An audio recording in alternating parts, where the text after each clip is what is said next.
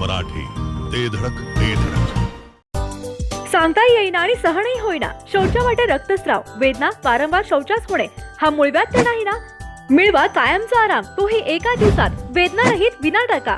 मूळव्याधीवर औषधोपचाराबरोबर laser व इंजेक्शनची खास सुविधा देणारे विट्यातील पहिलेच हॉस्पिटल डॉक्टर बंडगर यांचे मूळव्याध स्पेशालिटी हॉस्पिटल, अनुराज हॉस्पिटल शेजारी, एसटी स्टँडच्या बाजूला, खानापूर रोड, विटा.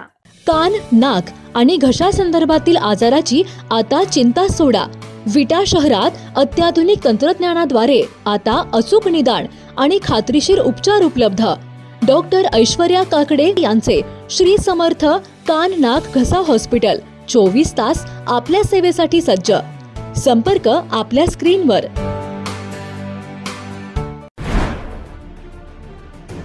विट्यात हायवेच्या विषयावरून आयोजित बैठकीवरून आमदार सुहास बाबर आक्रमक झालेत. पालिकेवर आरोप असल्याने ही बैठक पालिकेतच होणे अपेक्षित आहे, असे सांगत आमदार सुहास बाबर यांनी हायवे अधिकाऱ्यांचा चांगलाच समाचार घेतलाय. हायवेच्या कामात विटा नगरपालिकेचा काही संबंध नाही. हायवेचे काम हे केंद्र शासनाच्या नियमानुसार सुरू आहे. मी आपल्या मतदारसंघासाठी 4 लेनच्या मार्गाची मागणी केली आहे, परंतु राष्ट्रीय मार्गाचे नियम कुणी सांगितले म्हणून बदलले जात नाहीत, असे सांगत आमदार सुहास बाबर यांनी या बैठकीत महत्त्वपूर्ण माहिती लोकांसमोर मांडली आहे. या बैठकीनंतर खासदार विशाल पाटील आणि हायवे अधिकाऱ्यांसह सुहास बाबर यांनी रस्त्याची पाहणी केली आहे.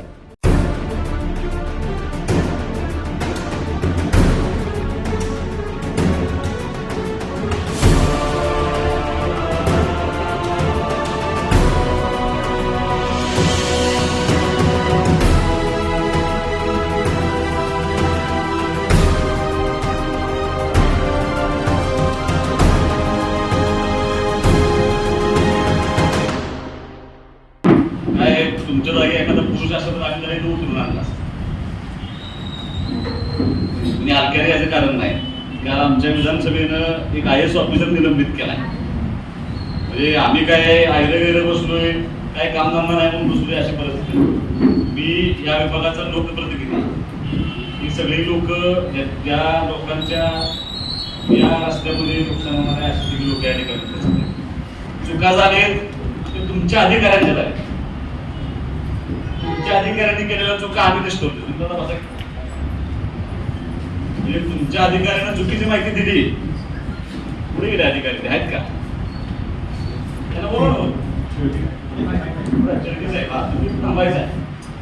त्यांच्या चुकीच्या माहितीमुळं न्यायालय नसतो नगरपालिकेवरती तक्रारी झाल्या.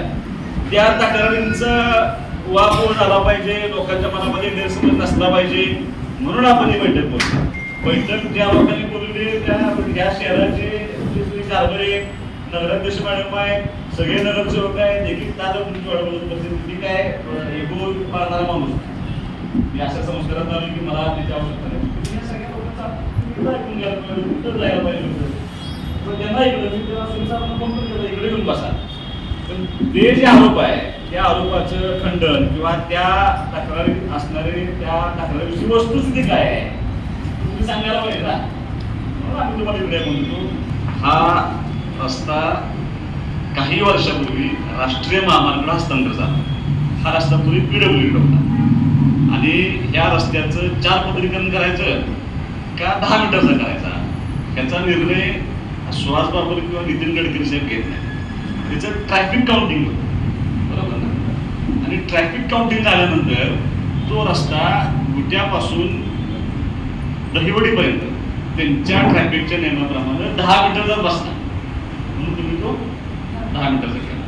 विटा शहर लागलं, शहराला तुम्ही पूर्वीच्या पद्धतीनं 4 पदरी व्हावा, 31 4 पदरी होता म्हणून तुम्ही तो 4 पदरी पकडला.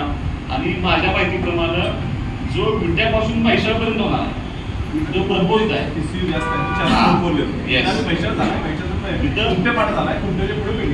फोर लेन होणार आहे, बरोबर. 4 लेन होणार आहे का? PCU 18,000. म्हणजे गाड्यांची संख्या आपल्या मराठी भाषेत गाड्यांची संख्या 18,000 म्हणून त्याच्या पाठीमागं 15,000. आता माझं सगळं मराठीत संपवतो एकदा, तुम्हाला जागेवर येतो आणि सगळं तुम्हाला दाखवतो. त्यामुळं हे निर्णय आपण करत नाही. ज्या वेळेला 2022 पासून हा रस्ता हस्तांतर झाल्यानंतर ह्या रस्त्याचे डीपीआर तयार करायला चालू झाला आणि त्यांनी डीपीआर करत असताना म्हणजे तसं आता यांच्या चुका आहेत राष्ट्रीय महामार्गाकडच्या. त्यांनी आता सुद्धा जे 4 पदरी पकडलाय तो जयेश हॉटेल पासून पकडलाय. ह्यांना जे माझं पत्र आहे ते पत्र असं आहे की आमच्या नगरपालिकेच्या हद्दीपासून 4 पदरी का. बरं, मी तुम्हाला त्याच्या पुढचा आता हा राजकीय विषय होईल. मी असं पत्र दिलंय की माऊलीपर्यंत 4 पदरी करा माझ्या मतदारसंघात, फक्त इथपर्यंत नको. पण आता मॅडमने मी असं विनंती केली की तुम्ही तो 4 पदरी माऊली आमच्या किमान शहराच्या हद्दीपर्यंत नाही अशी माझी विनंती आहे.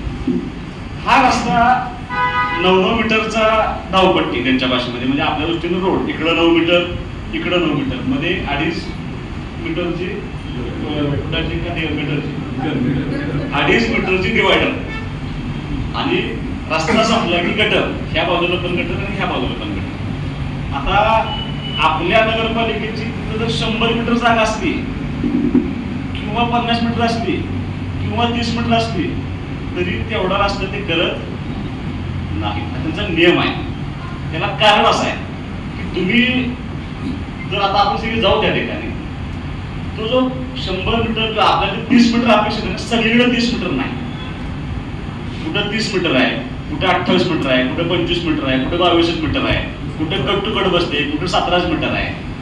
आता तुम्ही जर पुण्या मुंबईला जात असताना सगळ्यात जास्त अपघात कुठे झाले तर नवले ब्रिजच्या आसपास अपघात झाले. त्याला कारण असं की बॉटल लेक झाली. बॉटल लेक त्यांच्या भाषेत त्याला बॉटल लेक म्हणतात. बॉटल लेक म्हणजे काय तर आधी प्रशस्त असं ठेवायला एकदम बारीक करायचं आणि तिथं आल्यानंतर तशा परिस्थितीमध्ये प्रचंड मोठे अपघात त्या ठिकाणी होत असतात. त्यामुळं नॅशनल हायवे रस्ता करत असताना हा आयडेंटिकल करतो.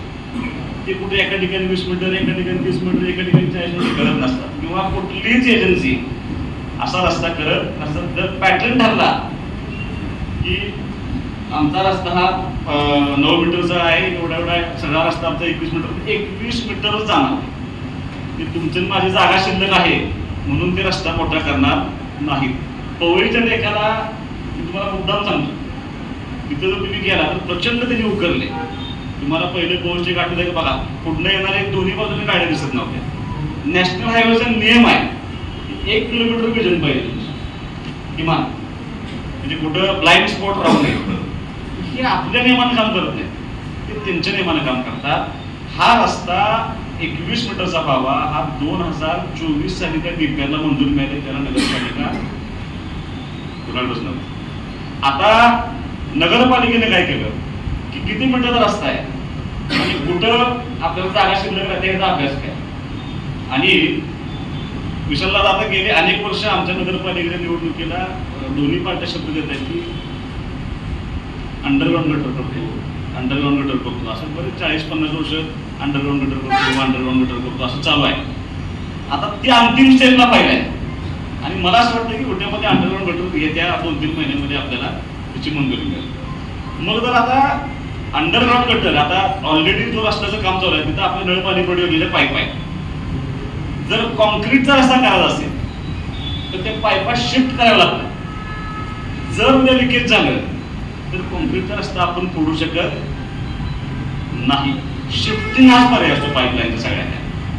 मग त्या सगळ्या पाईपलाईन शिफ्ट करणं आणि जर अंडरग्राऊंड गटर उद्या मंजूर झाली तर ते अंडरग्राऊंड गटर करायचे असतील दादा तर तो रस्ता कॉन्क्रीटचा करता येणार बरोबर ना, तर करताच येणार नाही कॉन्क्रीट. मग काय करावं लागेल, परत डांबर रस्ता करावा लागला आपल्याला. म्हणजे तो आपण उकरू परत मधनं पायपा टाकून परत तेवढा डांबर रस्ता करू असं होईल. त्यामुळं त्यांनी त्यांची हात सोडून काय जागा शिल्लक राहत्या का हे मी स्वतः बघितले आणि तरी सुद्धा जागा कमी पडत होती. जर उद्या आपल्याला नळ पाणी पुरवठा अंडरग्राऊंड ड्रेनेज टाकायचा असेल तरी जागा कमी पडत होती. मग नगरपालिकेनं आम्ही यांना एवढीच विनंती केली होती 2.5 मीटरचा डिवायडर आहे तो तुम्ही कमी कराल का. मी आधी ईश्वरपूरचा रस्ता बघितला, ईश्वरपूरमध्ये त्यांनी डिवायडर कमी केलाय आणि मग यांना मी विनंती केलं तरी सांगितलं की आम्ही डिवायडर कमी करू शकतो. रोड कमी करायला नाही म्हणून माझी श्वास बाबत आता काय तुम्ही आहे म्हणून बोलायला नाही तर माझ्याकडे ते प्रशस्त रस्ते झाले पाहिजे. तुम्ही ग्रामीण भागात कुठे जाऊन बघू नये. सगळ्यात जास्त मोठे रस्ते आपल्या मतदारसंघात आणि ती विनंती यांनी मान्य केली आणि त्यांनी डिवायडर जो 2.5 मीटरचा होता तो डिवायडर कमी करून दिला आणि ती जी जागा आपल्याला मार्जिन एक्स्ट्रा मिळते ती ड्रेनेजला पाईप टाकायला आपल्याला एक्स्ट्रा मिळते, ती वाया जात नसते वेगळा. आता त्यांचं काही जर तुम्ही म्हणलं, आता हा रस्ता आहे, अख्खा रस्ता आहे, इथं मध्ये डिवायडर आहे, त्यांची गटर इथं आहे, आपली जागा इकडे राहते, तुम्ही त्यांना कितीही सांगितलं ना इकडे करा, मॅडम तुम्ही इकडे गटर करणार का? तुमच्या नियमात बसतं का? त्याला कारण असं आहे की ही गटर ड्रेनेजची गटर नाही, ही गटर आहे स्टॉर्म वॉटरची गटर आहे. म्हणजे रस्त्यावर येणाऱ्या पावसाचं पाणी, मग एवढीच मोठी गटर का जेव्हा अतिवृष्टी होती त्याचा हिशोब दाखला जातो आणि तेवढंच पाणी त्या गटरमधनं प्रवाहित व्हावं असा त्यांचा नियम आहे. त्यांच्या नियमानुसार आपल्या ड्रेनेजचं पाणी, आपली टॉयलेट मुतारीचं पाणी आपण त्यांच्या गटारला जोडू शकत. तुमचे केसेस चालू आहेत, त्यांच्या केसेस चालू आहेत, त्यामुळे आपण काही जरी झालं त्यांना किती विनंती केली की तुम्ही इथं रस्ता संपतील ह्या बाजूला गटर करा, तर ते गटर करणार नाही. ते त्या त्यांच्या गटरला तुम्ही जर आता आपण जाऊ सगळे रस्त्याचं मेजरमेंट मोजू, तुम्हाला त्या गटरला त्यांनी होल पाडल्यात दाखवतो, तुम्ही कशासाठी आहे ते पाणी तिथं आत जावं म्हणून. पलीकडचं मार्जिन हे असं जाणार. तुम्हाला जी भीती आहे की तिथं अतिक्रमण होईल, काही अतिक्रमण होणार नाही. माझी अशी इच्छा आहे की आपल्या सगळ्या जळ पाणी पडवलेल्या पाईप अंडरग्राऊंड ड्रेनेज मंजूर झालं तिथं टाकता येईल आणि त्याच्यावरती आपल्याला सुंदर डांबरी रस्ता करता येईल, जो तुम्ही वापरू शकता. 4 मीटर रस्ता सर्व्हिस रोड म्हणून होईल. आज तुम्हाला वाटतं पण ज्यावेळेला पूर्ण कॉन्क्रीटचा रस्ता होईल त्याला प्रचंड स्पीडने गाड्या जाणार. आज फिरायला जाणाऱ्यांची संख्या जास्त आहे, 2 व्हीलर जाणाऱ्यांची संख्या जास्त आहे. तो रोड आपल्याला त्या ठिकाणी वापरते. त्यांनी आपण किती त्यांना कन्व्हिन्स केलं तर ते एक वेळ काम बंद करून जातील, पण त्यांच्या नियमाच्या बाहेर ना ते 16 प्रॉपर्टीचं ऐकतात, ना विवेक बिंगारचं ऐकतात, ना सुनील दादाचं ऐकतात, ना विशाल दादांचं ऐकतात. विशाल दादांचं ऐकू शकतात ते सेंट्रल गव्हर्नमेंटच्या विषयी. त्यामुळं इथं कुठल्याही महानगरपालिकेचा, नगरपालिकेचा, पंचायत समितीचा, जिल्हा परिषद सांगून राष्ट्रीय महामार्गाच्या कामामध्ये बदल होत नाही. हा DPR खूप पूर्वी तयार केलेला आहे, त्याच्यामध्ये तशी होणार नाही. कारण त्यांचं टेक्निकल सँक्शन मला माहिती आहे. फक्त तुम्ही शेळके साहेब तुमचं झालं काय आत्ता सुद्धा तुम्ही सांगायला चुकताय. मुळात तुम्हाला सुनील दादा प्रश्न असा विचारला होता की नगरपालिकेनं पत्र दिलं म्हणून तुम्ही रस्त्याची साईज कमी केली का? हा तुम्ही हे नाही म्हणत नाही, तुम्ही काय म्हणताय हो नगरपालिकेने पत्र दिलं त्यामुळे आम्ही बिल्डिंगची साईज कमी केली. काय ह्याचा अर्थ होता आपल्या दृष्टीनं? आमचं शिक्षण नाही ना, तुम्ही समजून घ्या ना मला. तुम्ही असं म्हणायला पाहिजे की नगरपालिकेने सांगितलं म्हणून रस्त्याची साईज कमी केली नाही, पण नगरपालिकेने विनंती केल्यामुळं आम्ही डिवायडरची साईज कमी केली. रस्ता हा 9 मीटर इकडं आणि 9 मीटर इकडंच होणार. पण मी सांगतो, मी माझं पत्र मी गडकरी साहेबांना भेटलो, माझा फोटो पण आहे आणि त्या पत्रामध्ये माझं स्पष्ट त्यांना मी अशी विनंती केली बाबा हा माझ्या मतदारसंघापर्यंत तुम्ही 4 लेन करावा, विटापासून सांगलीपर्यंत सुद्धा म्हणजे मिरजपर्यंत सुद्धा 4 लेन करावा असं माझं पत्र आहे. रस्ता मोठा होण्याला सुहास बाबाचा कधीच विरोध नाही. आता फक्त तुमची गरज पडताय ते पडून द्या म्हणून तुमच्या बरोबर आहे. नाहीतर गावाचा हिशोब केला तर रस्ता मोठा व्हायला पाहिजे. आता त्यावेळेस आपल्याला पडायचं आहे. आमची आज ही भूमिका आहे, आमची पार्टी दादा ठरलेल्या भूमिकेला ठाम आहे. कुणाचंच घर पडू नये, पण जिथं मिळते तिथं आता तिथं तुमच्या इस्टिमेट प्रमाणे जेवढं रस्ता आहे ते करणारच आहे.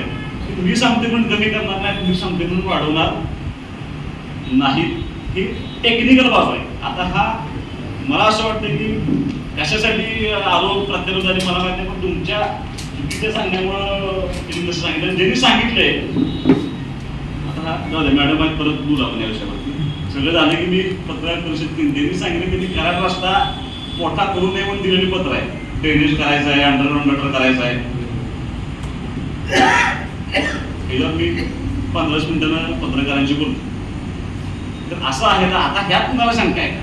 म्हणजे सुनील दादा एक तर विषय क्लिअर झाला की नगरपालिकेनं सांगितले म्हणून कुठलाही रस्ता कमी केलेला नाही. जर जनभावना अशी असेल मॅडम की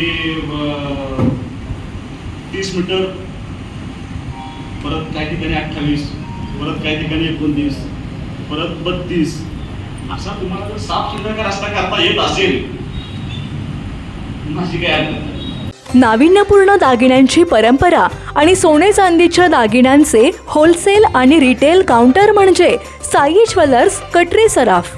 पत्ता सराफ पेठ, विटा. संपर्क आपल्या स्क्रीनवर. जिओ मराठी, ते धडक ते धडक.